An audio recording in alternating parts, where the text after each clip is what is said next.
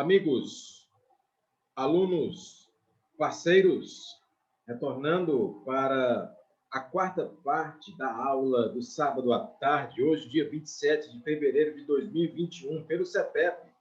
A disciplina Gestão Aplicada 1, professor Eric Brasil, turma Eletrotécnica 7 de Camusim, os melhores. Estávamos a falar da sustentabilidade e descobrimos que a sustentabilidade ela não tem um caráter apenas ambiental. Ela é ambiental, mas ela pode ser também social e econômica. Como assim, professor? Fale melhor sobre isso. É um assunto que a gente escuta na televisão, na internet, nas mídias sociais, gera polêmica e tudo mais, mas sabemos que é um assunto importante. Sim, é um assunto muito importante. E na prova de vocês poderá cair uma questão sobre sustentabilidade. Então, vamos aqui desenvolver um pouco mais. Professor, se eu tivesse que estabelecer algum tipo de conceito, eu poderia fazer isso de que forma? Você poderia fazer de muitas formas, mas eu vou te dar uma dica aqui. Sustentabilidade é a capacidade de produzir e consumir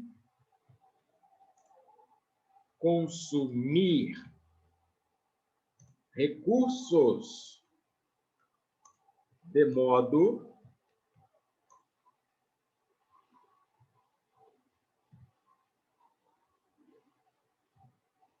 não destrutivo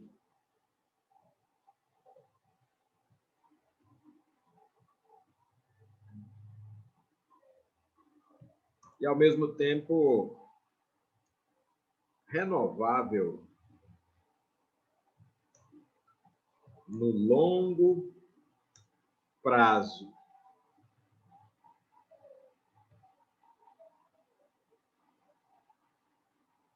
Professor, então, é um conceito possível para a sustentabilidade? Sim. O que é sustentabilidade? Você pode encontrar vários conceitos, dependendo do autor, dependendo da fonte, mas um dos conceitos bem primários, bem básicos e que esclarece bastante é a sustentabilidade é a capacidade de produzir e consumir recursos de modo não destrutivo e renovável no longo prazo. A chave para a compreensão da sustentabilidade é essa expressãozinha aqui, ó. Longo prazo. Para você saber se alguma coisa é sustentável, você deve se perguntar: isso dura? 28. Isso dura no longo prazo? Isso sobrevive no longo prazo? Isso ainda vai estar aqui no longo prazo? Professor, e o que é longo prazo? São dias? Não. São semanas? Não. São meses? Não. Longo prazo são décadas ou séculos ou até milênios. Tipo o petróleo, né, professor? Ótimo, Thales. Tipo o petróleo, quando eu digo que o petróleo... Aí, 4 horas. 4 horas.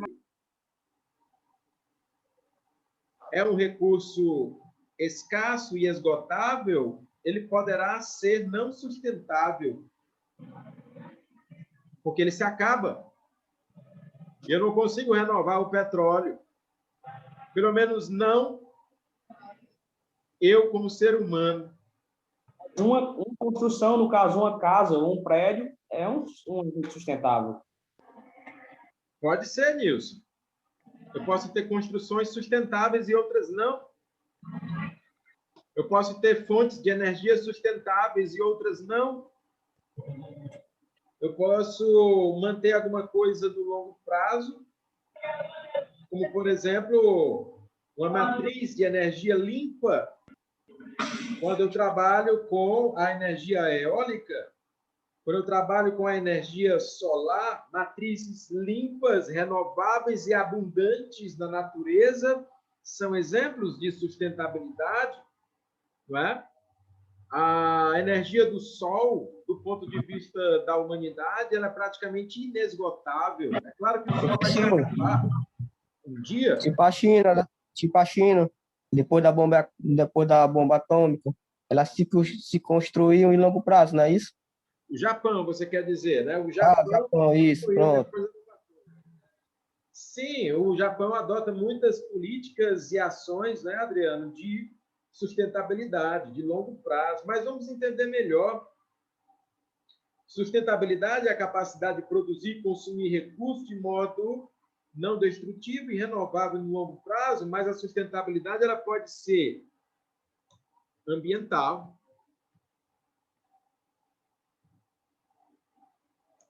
a sustentabilidade também pode ser social, e a sustentabilidade também pode ser econômica. Professor, resumidamente, o que é sustentabilidade ambiental? A sustentabilidade ambiental, ela observa a fauna, a flora, os ecossistemas,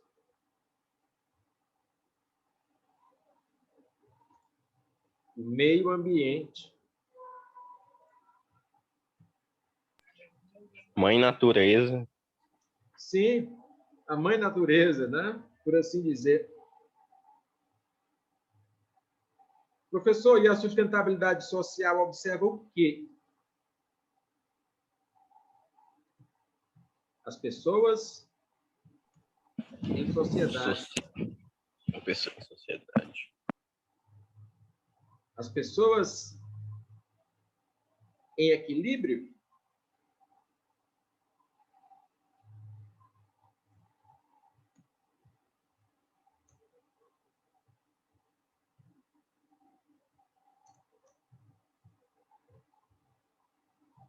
Equilíbrio e harmonia. Professor, e a sustentabilidade econômica olha para quê?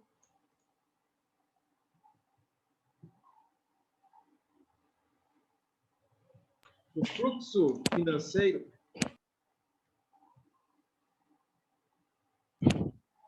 Também ligado à política, né, professor? Sim, todas elas são ligadas à política, é verdade. A sustentabilidade ambiental, ela olha para a natureza, para o meio ambiente, para a fauna, ou seja, os animais, para a flora, ou seja, os vegetais, para os ecossistemas, para o meio ambiente, para o saneamento, para os biomas, para a camada de ozônio, para os oceanos, para o ar atmosférico. Se preocupa quando tem um derramamento de óleo no mar, se preocupa quando tem um desastre ambiental, tipo aqueles da mineradora Vale, não é? Aqueles desastres terríveis com aqueles rejeitos tão danosos que mataram pessoas, que destruíram animais, que destruíram ecossistemas, não é? A sustentabilidade ambiental se preocupa com o aquecimento global. O planeta está esquentando, será que isso vai nos afetar? A Com a sustentabilidade causa dos ambiental se animais, né, preocupa com a professor? poluição gerada pelas fábricas, indústrias, por exemplo. Diga, Antônio José.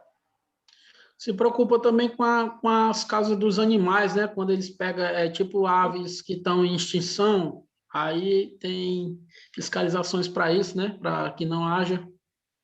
Verdade, gostei, Antônio José. Verdade, isso também tem a ver com a sustentabilidade ambiental. Uma coisa curiosa sobre a sustentabilidade ambiental é que ela não diz respeito apenas àquilo que nós consideramos como a natureza no seu habitat virgem, no seu habitat natural. Quando eu trabalho com o meio urbano, com as cidades, por exemplo, e eu falo em saneamento básico, isso também tem a ver com sustentabilidade ambiental. Quando me preocupo em não poluir, quando eu me preocupo em fazer a coleta seletiva do lixo, dar o destino certo ao lixo. Isso é também sustentabilidade ambiental. Lembre-se do lixo hospitalar, do lixo industrial, do lixo que é gerado, por exemplo, em restaurantes ou em fábricas e empresas de grande porte, não é? Para onde vão esses rejeitos? Para onde vão esses refugos? Né? Assim, eu tenho que me preocupar com isso. Isso é sustentabilidade ambiental. Professor, então, eu posso considerar que a sustentabilidade ambiental está presente tanto na cidade quanto nas zonas rurais, a necessidade dela? Com certeza. Nas florestas, no cerrado, na Mata Atlântica, na Caatinga, até nos desertos, né? A sustentabilidade ela é fundamental, ela é importante. E quando a gente fala em mudanças climáticas, a gente tem que se preocupar sim, porque mudanças climáticas podem afetar a nossa vida, podem afetar e ameaçar a nossa sobrevivência e de outras espécies, certo? O ser humano não é apartado da natureza, o ser humano é parte da natureza. E o ser humano, ele também faz parte da necessidade da sustentabilidade ambiental, certo? Infelizmente, nós mesmos contribuímos para a destruição do nosso planeta, dos ecossistemas, da extinção de animais, de plantas e de espécies, mas isso precisa ser melhor controlado, né? Porque o ser humano não pode ser um predador irracional, já que ele tem inteligência justamente para conter os seus instintos destrutivos e garantir, assim, no longo prazo, a sobrevivência da espécie, a sobrevivência de outras espécies, a qualidade da água, a qualidade do ar, a qualidade do solo, a qualidade dos alimentos, não é? Tudo isso também perpassa pela questão da sustentabilidade ambiental, certo? Mas, professor, esse assunto normalmente eu escuto em noticiários, até vejo na internet, mas eu fiquei curioso em saber como é que a sustentabilidade pode ser social. Como é que pode? As pessoas em sociedade mantendo equilíbrio e harmonia. Bom, Respeito, né, professor? o respeito, né, Paulo Eduardo? Gostei.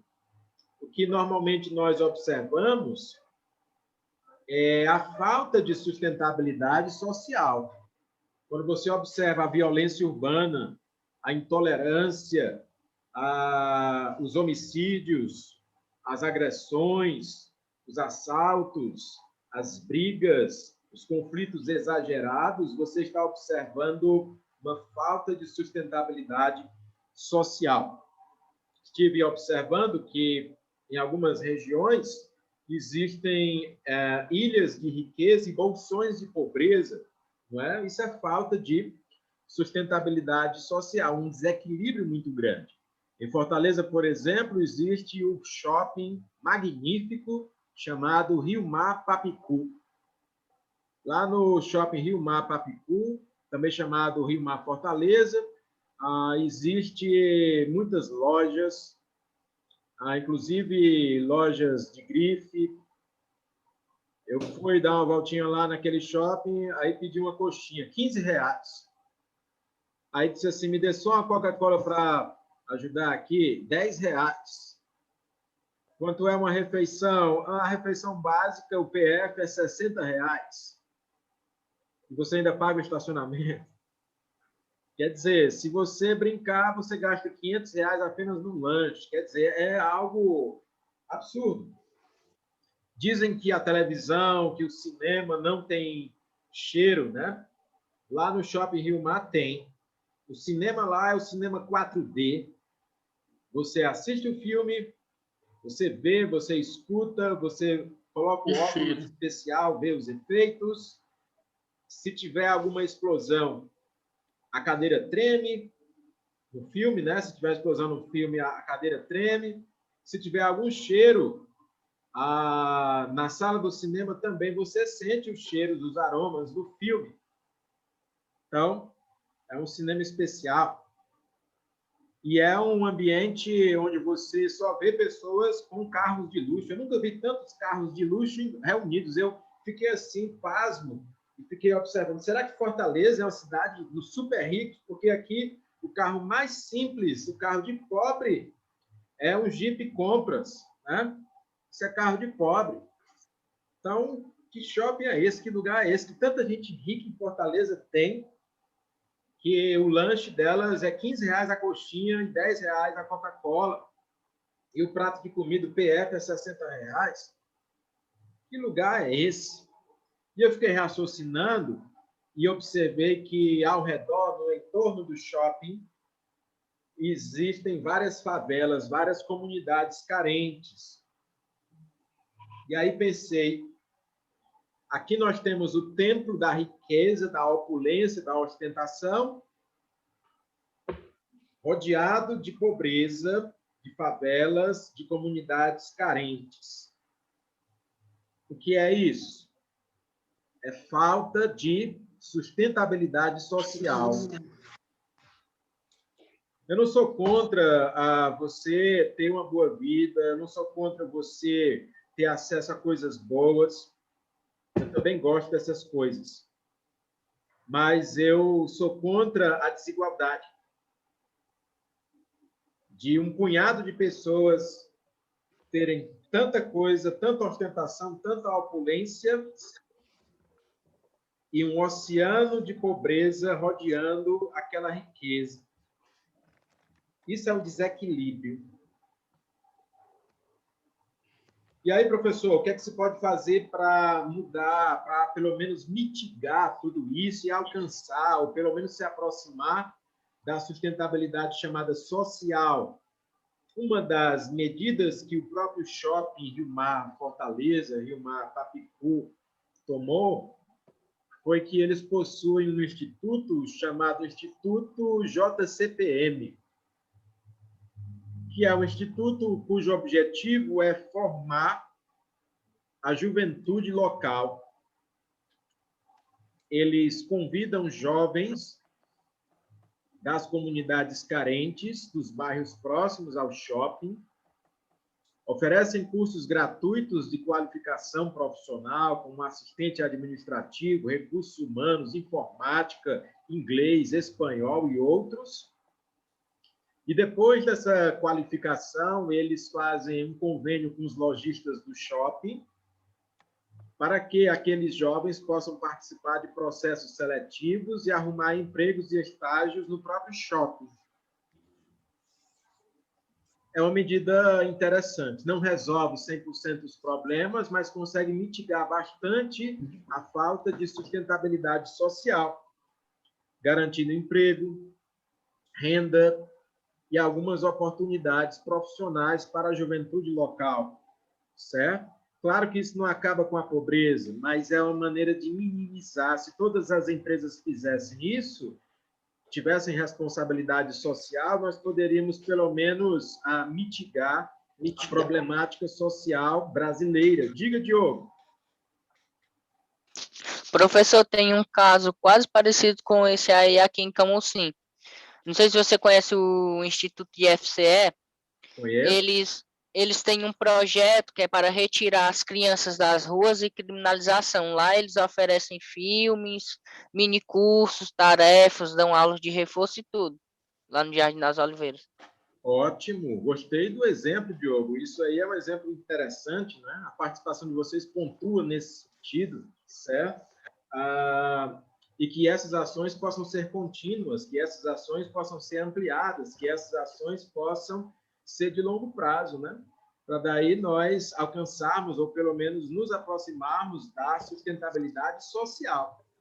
Porque quando você vê a violência urbana, quando você vê as brigas, o desrespeito entre as pessoas, quando você vê as guerras, quando você vê os conflitos destrutivos, isso é um indício da falta de equilíbrio e harmonia, da falta de sustentabilidade social.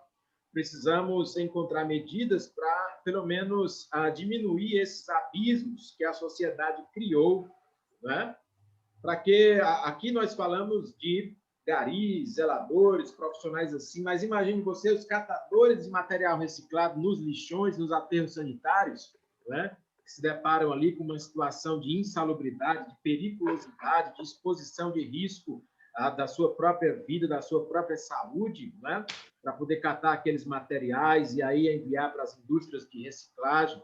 Então, é um trabalho penoso que poderia ser melhor acompanhado.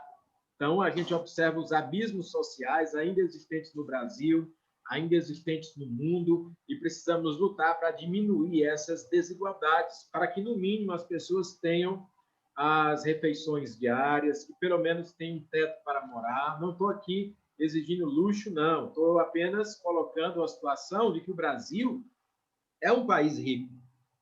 Todo mundo fala de crise, mas o Brasil, eu já disse aqui, é um país rico, não é pobre. Pobres são os brasileiros. O Brasil em si é rico. O governo brasileiro tem reservas financeiras. O Brasil tem reservas de petróleo e gás natural. Tem reservas importantes de minério de ferro, de nióbio, de grafeno. O Brasil tem empresas poderosas. O Brasil não é pobre. O Brasil arrecada bastante em tributação. O Brasil faz parte do G20. O Brasil não é pobre, meu amigo, é mal administrado. Opa, esse é o ponto. Gestão, administração, boa distribuição, sustentabilidade dos recursos, não é? Então, essa nação aqui é tão rica que faz 500 anos que ela é roubada, ela é espoliada, é explorada e, mesmo assim, continua rica. Então, vamos nos ligar nisso. Diga, Antônio José. O que eu sempre falo, professor, o Brasil, como o Nilson falou, ele é mal administrado. O Brasil, além de a gente ter essas riquezas que o senhor falou, a gente tem a terra fértil. Tudo que a gente planta, a gente colhe. Tanto aqui no sul, no sudeste, no nordeste, a nossa terra é muito rica e vitaminada, né? Verdade. O Japão tem inveja da gente. Israel tem inveja da gente. Não só o Japão, vários países do A Coreia mundo. do Sul tem inveja da gente. A Alemanha tem inveja da gente. A Itália tem inveja. Não é?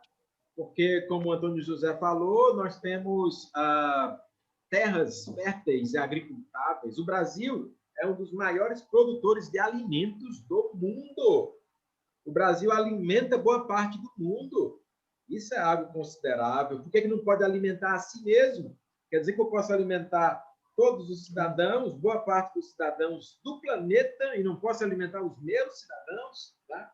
Então, o problema é a distribuição desses recursos para garantir essa falada sustentabilidade.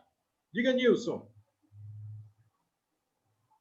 Fala não, professor. Eu falar não? Bom, professor, existem outros tipos de sustentabilidade. Vamos observar.